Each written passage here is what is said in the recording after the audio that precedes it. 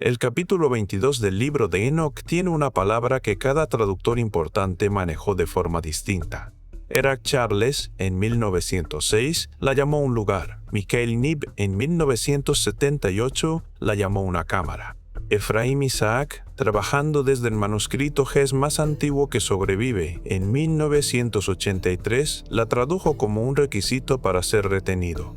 3 especialistas, 3 respuestas distintas, y la razón por la que ninguno coincidió es la misma razón por la que este pasaje se resume en vez de leerse, porque Charles y Knibb estaban describiendo una ubicación. Isaac estaba describiendo una condición, y la diferencia entre esas dos lecturas es la diferencia entre un lugar al que vas cuando mueres y un umbral para el que o calificas o no calificas. La versión más antigua de ese capítulo, la que Isaac estaba usando, conservada en la tradición manuscrita etíope de la iglesia de Nuestra Señora María de Sion en Aksum, no abre con una descripción de cámaras, abre con una lista.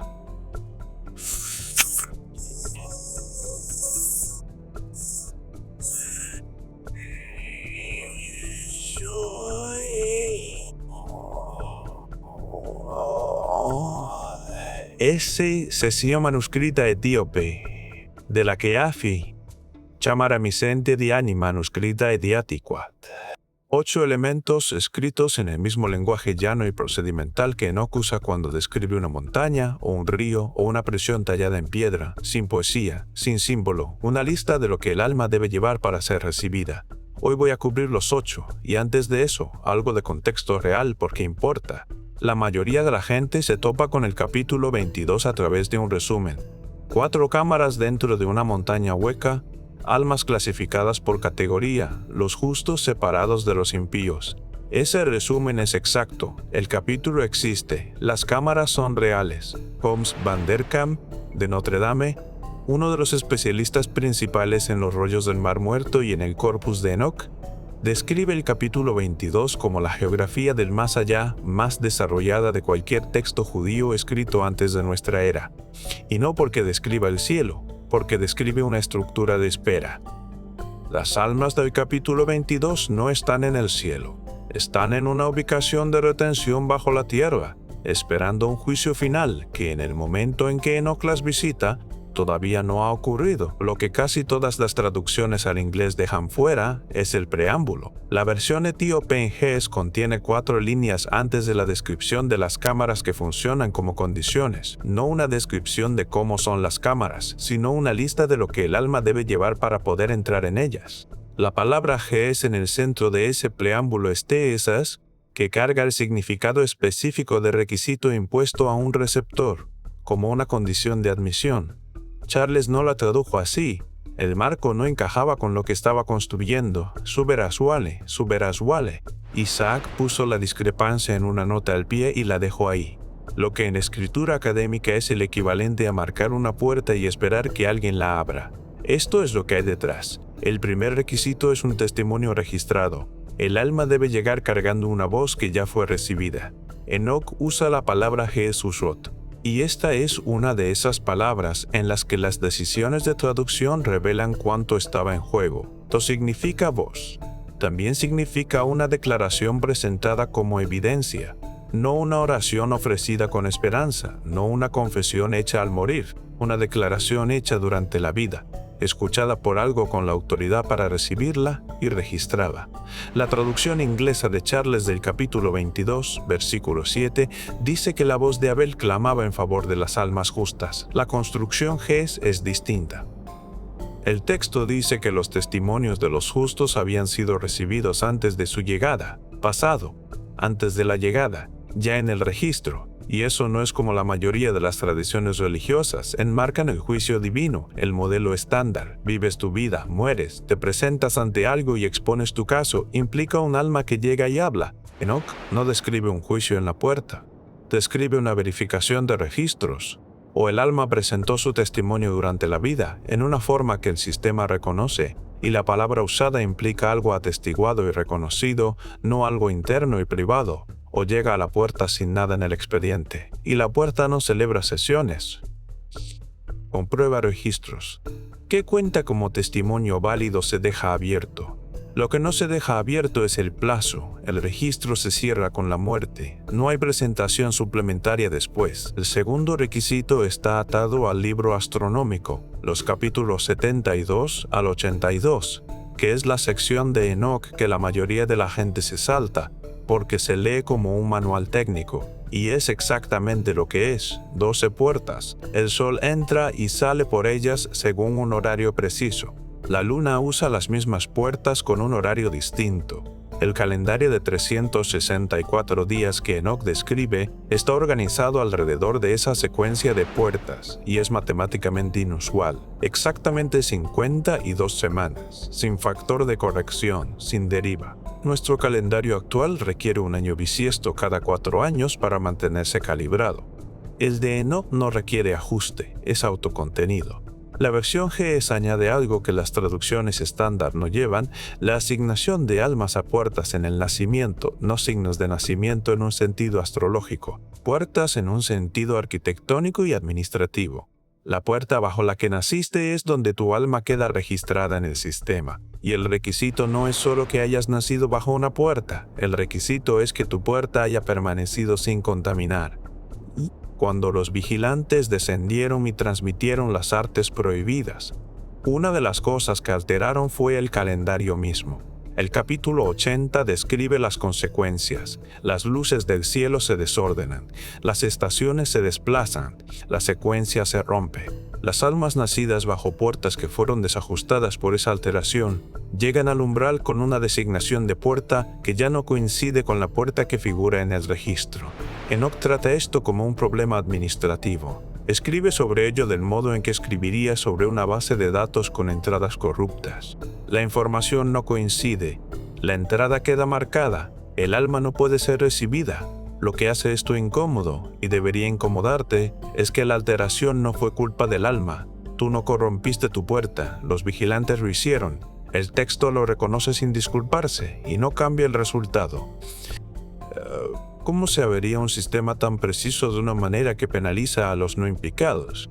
Esa es una pregunta real que el texto plantea y no responde. Todo lo que estamos viendo, los nombres, las fuentes, los 3 libros, está reunido en el dossier del sello. El enlace está en la descripción, justo abajo. Sigamos. El tercer requisito es el que los comités de traducción manejaron con más cuidado, y el cuidado se nota. El capítulo 69 enumera las 18 enseñanzas prohibidas que los vigilantes transmitieron a la humanidad: la fabricación de espadas, el corte de raíces, la brujería, el uso de metales contra la carne humana. Esa lista está en todas las versiones importantes.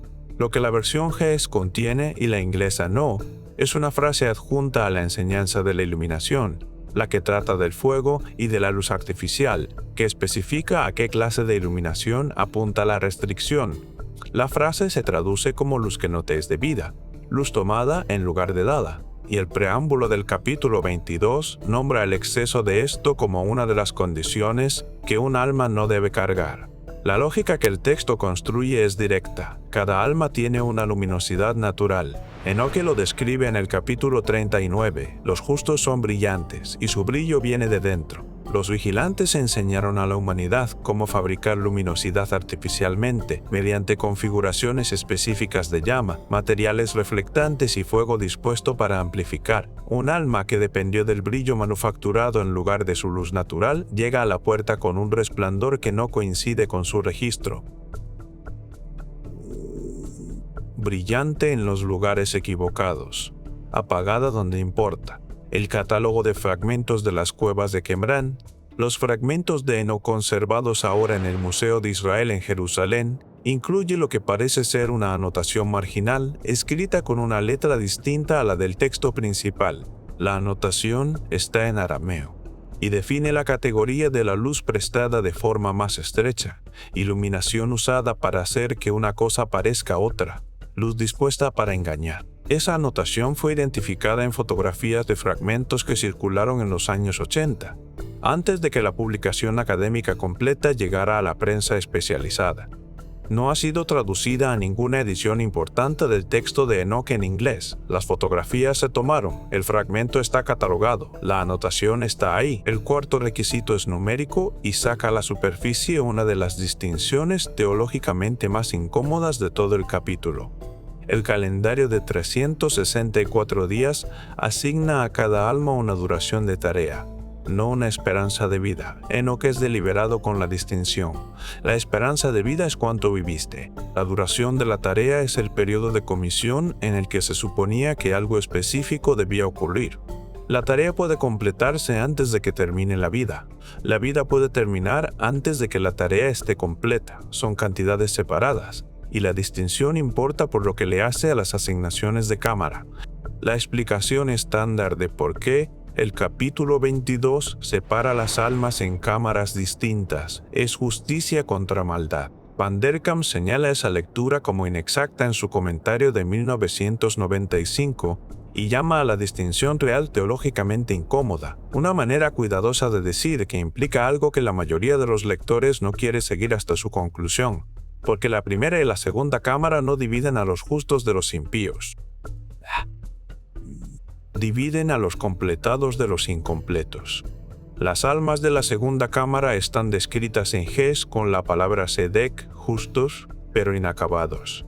La duración de la tarea se agotó antes de que la tarea estuviera hecha, y la segunda cámara los mantiene apartados de la primera, esperando una rendición de cuentas final que, según el texto, abordará la cuestión de la completitud en algún punto futuro. Si esa rendición de cuentas puede resultar en una completitud retroactiva, el texto no lo dice. Lo que dice es que las dos categorías de almas justas no están en el mismo lugar y no tienen el mismo estatus. Llegar justo no es suficiente. Llegar justo y completo es lo que exige la primera cámara. El quinto requisito es donde la discrepancia de traducción es más visible. En la traducción de Oxford del capítulo 72, hecha por Michele Nib, los ángeles asignados a las 12 puertas se identifican solo por función: el que gobierna la puerta del este, el que gobierna la puerta del norte, sin nombres. Y como la traducción de Knib ha sido citada durante décadas, la mayoría de las fuentes secundarias tratan ese anonimato como una característica del texto original.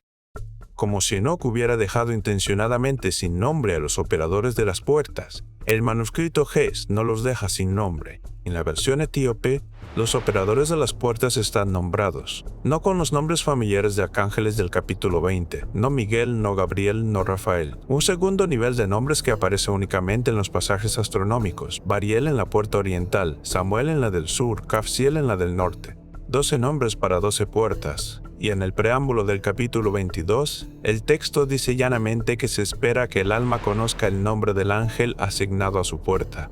La palabra Ges que se usa significa conocer en el sentido de haberse familiarizado con, no memorizado bajo presión, familiarizado, el modo en que conoces el nombre de alguien a quien buscaste en lugar de alguien que te pusieron delante. Enoch enmarca esto como una prueba de si la persona buscó alguna vez el conocimiento que tenía derecho a buscar. El conocimiento estaba disponible, la puerta estaba asignada, el nombre del ángel era parte del registro, un alma que nunca miró. El texto trata eso como una decisión, y las decisiones tienen consecuencias en la puerta.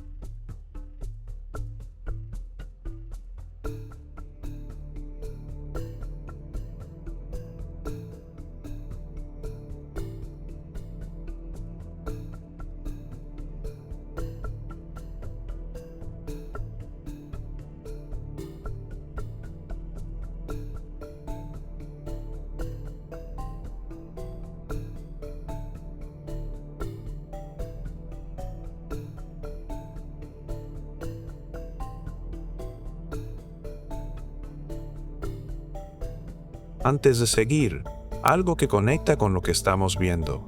El libro de Enoc nombra a un vigilante ligado al mes en que naciste. El libro de los jubileos ubica la fase de vida en la que estás ahora. Y los textos sumerios revelan qué arquetipo corre en tu carácter. Cada nombre sale de una fuente antigua real. Puedes romper los 3 sellos gratis, sin dejar correo, en el enlace de la descripción.